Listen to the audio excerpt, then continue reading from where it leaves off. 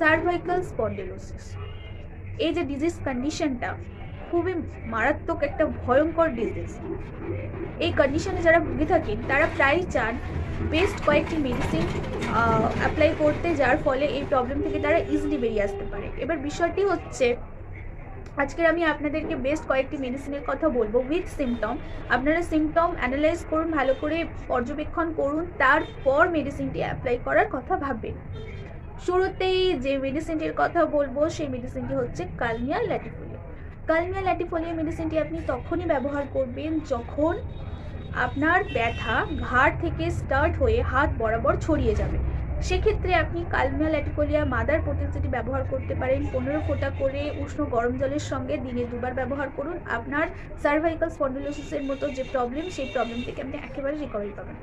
Next যে মেডিসিনটির কথা বলবো সেটি হলো ক্যালকেরিয়া ফস। ক্যালকেরিয়া ফস 6X।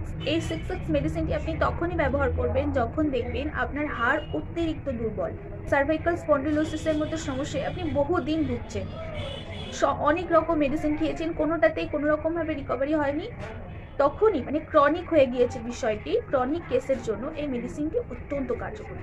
আপনি এই মেডিসিনটি 6X ফর্মে ব্যবহার করুন, 4টে করে গুলি দিনে 4 বার ব্যবহার করুন, খুব তাড়াতাড়ি রেজাল্ট পাবেন। Bryonia Alba. ব্রায়োনিয়া অ্যালবা মেডিসিনটি প্রায় প্রত্যেকেই কম বেশি জানেন।